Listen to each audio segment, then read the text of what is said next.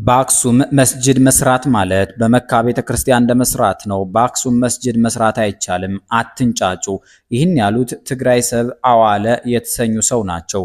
ይህን ማለታቸው ለአክሱም ሙስሊሞችና ለቀሪዎቹም የሚያናድድ ይመስላል። ይህን ተከትሎ መሐመድ አወል ሐጎሶ የተሰኙ ሌላ ሰው በአክሱም ሙስሊሞች ጥያቄዎች ዙሪያ አንዳንድ ነጥቦች በሚል ከላይ ለቀረበው አስተያየት የሚከተለው ምላሽ ሰጥቷል። አንደኛ፣ አክሱም ላይ መስጊድ እንዲሰራ መጠየቅ መካ ላይ ቤተክርስቲያን ወይም ቫቲካን ውስጥ መስጊድ እንዲሰራ እንደመጠየቅ ነውን? የአክሱም ሙስሊሞች አምልኮ ቦታ ወይም መስጊድ የመገንባት መብት የሚቃወሙ ሰዎች የሚያነሱት አንድ የተለመደ መከራከሪያ አለ። እሱም አክሱም ላይ መስጊድ እንዲሰራ መጠየቅ መካ ላይ ቤተክርስቲያን ወይም ቫቲካን ውስጥ መስጊድ እንዲሰራ መጠየቅ ነው የሚል ነው። እስኪ ይሄ መከራከሪያ ሐሳቡ ውሃ የሚቋጥር እንደሆነና ሐሳቡስ ከምን የመነጨ እንደሆነ አፍታተን እንየው። አክሱም ውስጥ መስጊድ እንዲሰራ መጠየቅ መካ ላይ ቤተክርስቲያን ወይም ቫቲካን ውስጥ መስጊድ እንዲሰራ ከመጠየቅ ጋር ማነጻጸር ጥያቄዎቹ እንደ መጤ ወይም እንደ ሁለተኛ ዜጋ አድርጎ ከመቁጠር የሚመነጨ ተሳሳተ ምልክታ ነው። አክሱም ላይ መስጊድ እንዲገነባ እየጠየቁ ያሉ የሌላ አገር ዜጎች ሳይሆኑ ኢትዮጵያውያንና ከተማ ተወላጆችና ቀደምት ነዋሪ የሆኑ ዜጎች ናቸው። አክሱም በፌድሪ ሕግ የምትተዳደር አንዲት ከተማ እንጂ እንደ መካና ቫቲካን በሃይማኖታዊ መንግስት ቴዎክራቲክ ስቴት ስር የምትገኝ ከተማ አይደለችም። አክሱም ላይ መስጊድ እንዲገነባ እየጠየቁ ያሉ በፌዴራል ሕግ ስር የሚገኙ የአክሱም ከተማ ነዋሪና ግብር ከፋይ የሆኑ ዜጎች ናቸው። ጥያቄያቸው ሕገ መንግስታዊ ጥያቄ ነው። ሁለተኛ፣ ሳውዲ በሀገሯ ቤተክርስቲያን እንዳይሰራ ለምን እንደከለከለች ወይም ለምን ከለከለች ለሚለው ጥያቄ ኢትዮጵያውያን ሙስሊሞች መልስ የመስጠት ግዴታ እንዳለባቸው አድርጎ የመቁጠር ሁኔታ እስላም ሀገሩ መካ ምናምን ከሚሉት ኋላ ቀር አስተሳሰብ የመነጨ ነው። ሳውዲ በሀገሯ ቤተክርስቲያን እንዳይሰራ ለምን እንደከለከለች ምላሽ ማግኘት የሚፈልግ ካለ መጠየቅ ያለበት የሳውዲን መንግስትና ዜጎች እንጂ ኢትዮጵያውያን ሙስሊሞችን አይደለም። በአጭሩ ሳውዲ ላይ ቤተክርስቲያን እንዲሰራ ኢትዮጵያውያን ሙስሊሞችን መጠየቅና የመመለስ ግዴታ እንዳለባቸው አድርጎ መቁጠር ኢትዮጵያውያን ክርስቲያኖችን ቫቲካን ላይ መስጊድ እንዲገነባ እንደመጠየቅና የመመለስ ግዴታ እንዳለባቸው አድርጎ መቁጠር ይቆጠራል። ሶስተኛ፣ አክሱም ቅድስት ከተማ ስለሆነች መስጊድም ሆነ ሌላ ሃይማኖት ተቋም መገንባት አይቻልም የሚለውን ያልተጻፈ ህግ መጥቀስ። በፌዴራል ህገ መንግስት ቅድስት ወይም ሃይማኖታዊ የሚባል ከተማ የለም። በሌላ አባባል ኢትዮጵያ ውስጥ ሃይማኖታዊ ቦታዎች እንጂ ሃይማኖታዊ ከተሞች የሉም። የሐረር ሙስሊሞች ሐረር ቅድስት ከተማ ናት ስላሉ ቤተክርስቲያን ከመስራት የሚከለክል አንዳች ነገር የለም። ለዚህም ነው በሐረር አብያተ ክርስቲያናት ተገንብተው የምናየው። በተመሳሳይ ሁኔታ የአክሱም ክርስቲያኖች ወይም የኢትዮጵያ ኦርቶዶክስ ክርስትና ተከታዮች አክሱም ቅድስት ከተማ ናት ማለት መብታቸው ነው። መስጊድ ወይም ሌላ ሃይማኖታዊ ተቋም እንዳይኖር መከልከል ግን አይችሉም፣ መብትም የላቸውም። አክሱም ጽዮናዊት ከተማ ሳትሆን የማርያም ጽዮን ቤተክርስቲያን ተከታዮችና የሌሎች እምነት ተከታዮች ከተማ ናት። ምክንያቱም አክሱም በፌዴራል ስር ናት። አክሱም ላይ ከቤተክርስቲያን ውጭ ሌላ ቤተ እምነት እንዳይኖር መከልከል ግልጽ የሆነ ጽንፈኝነት ነው። ጽንፈኝነት ደግሞ ኋላ ቀርነት ነው። አራተኛ፣ አክሱም ላይ መስጊድ እንዳይገነባ የከለከለው መንግስት ሳይሆን ቤተክርስቲያኗ ናት የሚል ምላሽ ተደጋግሞ ይሰማል። ይህ ምን ማለት ነው? የመንግስትን ድርሻ ለማወቅ ወይም ዝቅ አድርጎ መመልከት ነው። የአስተሳሰብ የሚያመለክተው አሁንም ኢትዮጵያ የክርስትና ደሴት ናት የሚል አስተሳሰብ የተሸከሙ ሰዎች እንዳሉ ነው። አሁንም ቤተክርስቲያኗ ከመንግስት በላይ ናት የሚል አስተሳሰብ እንዳለ ነው። የአክሱም ከተማ ነዋሪ የሆኑ ሙስሊሞች በከተማቸው የሚያነሱት እና ላሉት ህገ መንግስታዊ ጥያቄዎች የከተማዋ ነዋሪ የሆኑ ክርስቲያኖች እንደ መብት ሰጪ አድርጎ እንደ መመልከት ነው።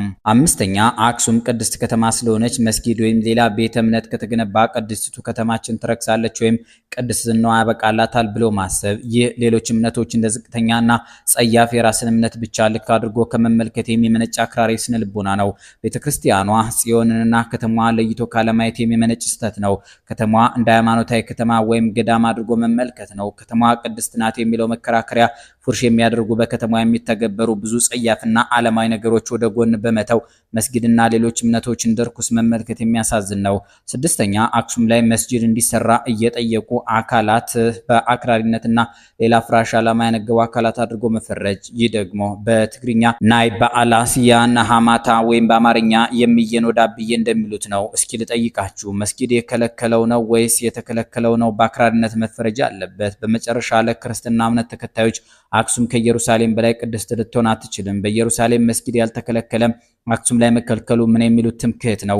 ወይስ አክሱም ከኢየሩሳሌም የተሻለ ክርስቲያናዊ ቦታ አላት? መሐመድ አወል ሐጎስ ረዥሙን አስተያየት ጨርሰዋል። የሁለቱ ተጋሮች የማህበራዊ ሚዲያን ትርክ መነሻ ትናንት ሚያዝያ 2 ቀን 2018 ዓ.ም በአክሱም ከተማ በሁለቱ ትላልቅ እምነት ተከታዮች መካከል የተፈጠረ የተባለ ግጭት ነው።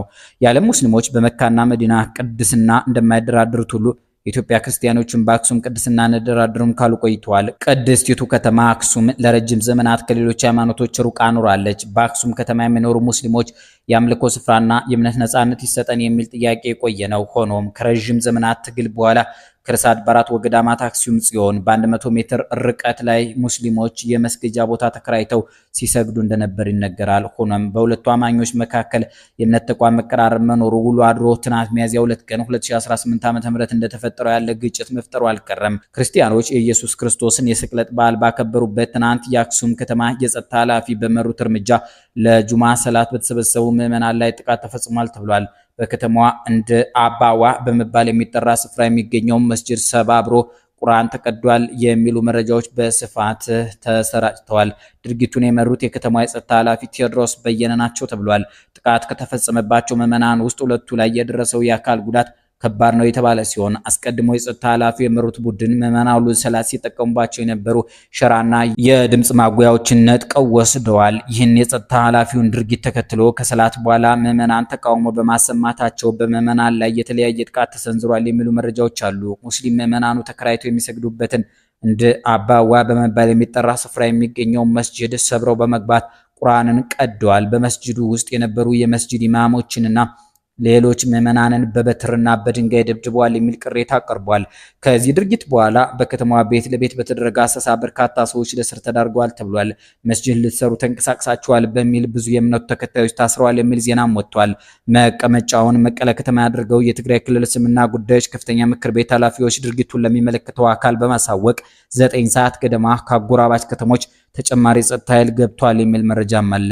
የአካል ጉዳት የደረሰባቸው ምዕመናን በከተማው በሚገኘው ቅድስት ማርያም ሆስፒታል የሕክምና ድጋፍ ማግኘታቸውም ተሰምቷል። በአክሱም ከተማ ባለፈው ዓመትም ከሙስሊም ሴት ተማሪዎች የትምህርት ቤቶች ሂጃብ ክልከላ ምክንያት ውዝግብ ተፈጥሮ እንደነበር ይታወሳል። ውዝግቡ እያደገ ሄዶ የአክሱሟ ሴት ሂጃቧንም ትለብሳለች፣ ትምህርቷንም ትማራለች የሚል ሀገራዊ ንቅናቄ እስከመሆን ደርሶ ነበር። ትግራይ የክርስትናና የእስልምና መግቢያ በር የመሆኗን ያህል ይህን ጸጋ ማጣጣም አልቻለችም የሚል ወቀሳ ይቀርብባታል። የክርስትና ሃይማኖት በንጉስ ኢዛና ዘመን በአክሱም በኩል ለኢትዮጵያውያን ሲዳረስ ነብዩ መሐመድ የመሰረቱት እስልምናም ወደ ሀገራችን የገባው በዚያው መስመር ንጉስ ነጃሽን አስፈቅዶ ነበር። ዛሬ የንጉሱ መጠሪያ የያዘው ያልነጃሽ መስጊድ በውቅሮ ከተማ ተተክሎ ከእምነታዊ ግልጋሎት በተጨማሪ ታሪክ በመናገር ቀጥሏል። የትናንቱን የአክሱም ከተማ ክስተት አስመልክቶ የክልሉ ጊዜያዊ መንግስት እስካሁን የሰጠው ምላሽ የለም። የዛሬን አበቃን። ሰናይ ጊዜም